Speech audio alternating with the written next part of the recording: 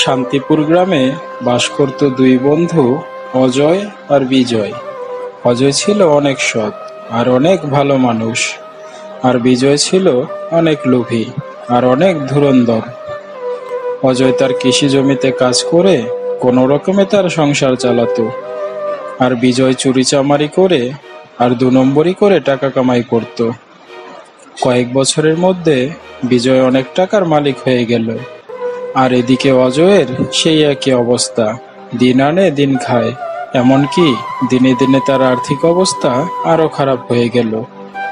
একদিন অজয় আর বিজয় দুই বন্ধু মিলে গল্প করতে লাগলো।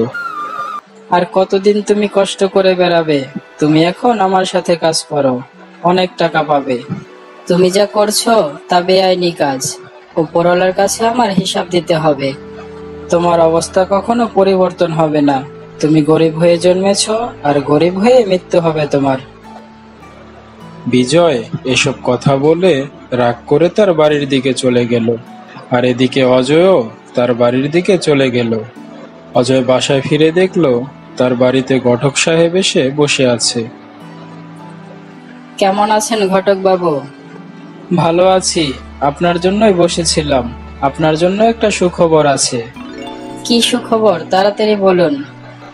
আপনার মেয়েকে গত সপ্তাহে যে ছেলেপক্ষ দেখে গিয়েছিল, তারা তাকে পছন্দ করেছে, কিন্তু একটা শর্ত রয়েছে। কি শর্ত ঘটক বাবু? ছেলেপক্ষ 10 লক্ষ টাকা যৌতুক চেয়েছে। ছেলে অনেক ভালো, সে যৌতুক চায় না, কিন্তু তার মা বাবা যৌতুক না দিলে বিয়েতে রাজি হবে না। 10 লক্ষ টাকা? এত টাকা আমি কোথায় পাবো ঘটক সাহেব? আমার ভাবার জন্য কিছুটা সময় দরকার। ছেলে বিয়ের পর মেয়েকে নিয়ে বিদেশে চলে যাবে, আর এই সুযোগ যদি আপনি হারাতে চান তাহলে এটা আপনার ইচ্ছা। এ কথা বলে ঘটক সাহেব চলে যায় সেখান থেকে। আর অজয় বসে বসে ভাবতে থাকে এত টাকা সে কোথায় পাবে। অজয় খুব কষ্টের ভিতর থাকলেও কখনো কারো কাছ থেকে কোনো টাকা ধার করেনি, কিন্তু তার মেয়ের কথা চিন্তা করে সে ভাবতে থাকে তার বন্ধু বিজয়ের কাছে সে কিছু টাকা ধার চাইবে। অজয় হাঁটতে হাঁটতে তার বন্ধু বিজয়ের বাসায় চলে যায়।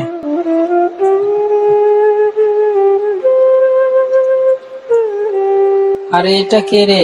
আমার সত্যবাদী বন্ধু অজয় যে। আমি তো খারাপ মানুষ, আমি তো 2 নাম্বারি করে টাকা উপার্জন করি। তা তুমি এত সৎ মানুষ হয়ে আমার কাছে কি মনে করে? বন্ধু বিজয়, আমি অনেক বিপদে আছি। আমার মেয়ের বিয়ের জন্য 10 লক্ষ টাকা দরকার। তুমি আমায় সাহায্য করো। তুমি আমায় 10 লক্ষ টাকা ধার দাও, আমি তোমার টাকা শোধ করে দেব। না না বন্ধু, আমি তোমায় এত টাকা ধার দিতে পারবো না। তবে হ্যাঁ, তোমার জন্য একটা কাজ আছে। তুমি যদি চাও আমার সাথে করতে পারো।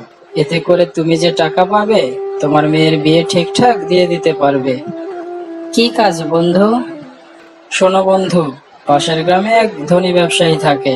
আমি খবর পেয়েছি তার বাড়িতে নগদ 30 লক্ষ টাকা আছে। আমি সেই টাকা আগামীকাল রাতে চুরি করতে যাব।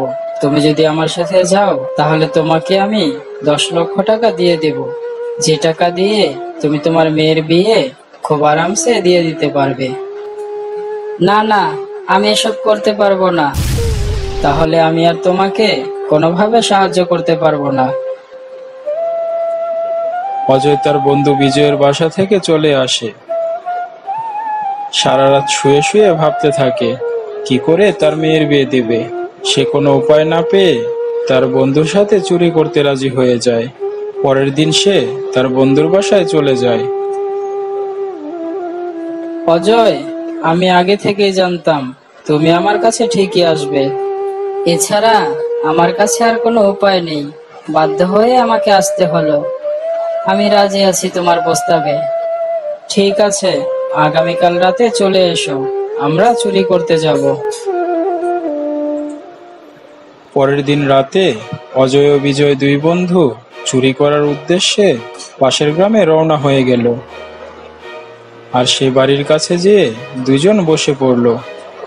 বিজয় তখন অজয়কে বলতে লাগলো, শোনো অজয়, আমি বাহিরে পাহারা দিচ্ছি, তুমি ঘরে ঢুকে যাও। ঘরে ঢুকে আলমারিতে টাকা পেয়ে যাবে। তুমি টাকাগুলো নিয়ে চট করে চলে এসো। কিন্তু বিজয়, আমি তো কখনো চুরি করিনি। আমি বরং বাহিরে দাঁড়াই, তুমি ঘরে যাও। শোনো অজয়, তোমাকে যা বলছি তুমি তাই করো। তুমি কি চাও না তোমার মেয়ের বিয়েটা ভালো জায়গায় হয়ে যাক? ভালো কিছু পেতে হলে একটু রিস্ক তো নিতেই হবে। অজয় কোনো উপায় না পেয়ে আস্তে আস্তে ঘরের ভিতর চলে যায়। কিন্তু অজয়ের কপালটাই খারাপ ছিল। ঘরের ভিতর থেকে একটা লোক এসে অজয়কে ধরে ফেলে আর চোর চোর বলে চিৎকার করতে থাকে। চোর চোর চোর, চোর এসেছে গো, কে কোথায় আছো? ধরো ধরো, চোর এসেছে, চোর চোর চোর, ধরো ধরো। আর কিছুক্ষণের ভিতর লোকজন ছুটে আসে আর অজয়কে ধরে ফেলে আর অজয়কে অনেক মারে। এদিকে বিজয় অজয়কে রেখে পালিয়ে যায়। তারপর সেই লোকেরা মিলে অজয়কে বেঁধে একটা জঙ্গলে নিয়ে যায় আর অজয়কে একটা বড় গাছের সাথে বেঁধে রাখে আর তারা চলে যায়। কিছুক্ষণ পরে গাছটা অজয়কে বলতে থাকে, এই অজয়, তুমি এখানে কি করে আসলে? তুমি তো অনেক সৎ লোক ছিলে, কিন্তু তুমি চুরি করতে গেলে কেন? কে কে কথা বলছে আমার সাথে? আমি তোমাকে দেখতে পারছি না কেন? কে আছে এখানে? অজয়, আমি হলাম গাছ, তোমাকে আমার সাথে বেঁধে রেখেছে। আমি তোমার সাথে কথা বলছি। না না, এটা হতে পারে না। গাছ কি করে কথা বলবে? আচ্ছা ঠিক আছে, আমি তোমার বাঁধন খুলে দিচ্ছি। তুমি আমাকে দেখো, তাহলেই বিশ্বাস করবে তুমি।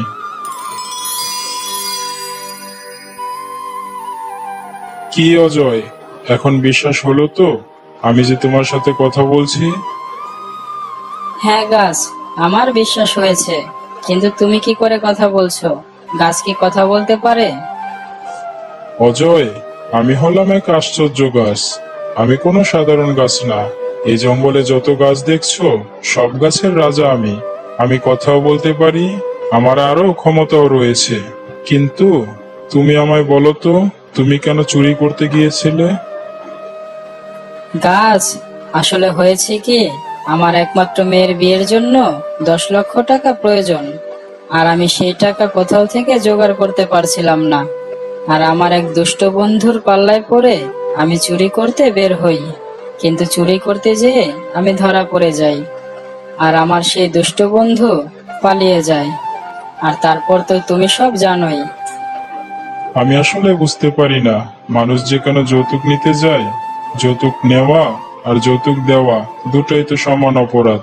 তবুও যে কেন মানুষ এই ভুলটা করে, আমার মাথায় কিছুই ঢোকে না। আচ্ছা শোনো অজয়, আমি তোমাকে সাহায্য করব। তোমার সামনে একটা পানির পাত্র আছে। তুমি নদী থেকে এই পাত্র দিয়ে একটু পানি এনে আমার ঘোড়ায় ঢেলে দাও। দেখবে আমার ডাল থেকে কিছু স্বর্ণমুদ্রা বের হবে। তুমি এগুলো নিয়ে যাও। এগুলো নিয়ে বিক্রি করে তোমার মেয়ের বিয়ে দাও।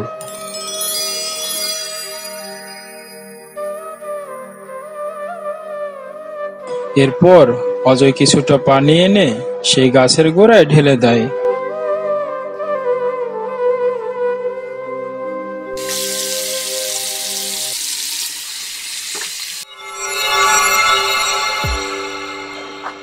আর গাছ থেকে স্বর্ণমুদ্রা পড়ে। অজয় সেই স্বর্ণমুদ্রা নিয়ে বিক্রি করে তার মেয়ের বিয়ে অনেক ধুমধাম করে দিয়ে দেয়।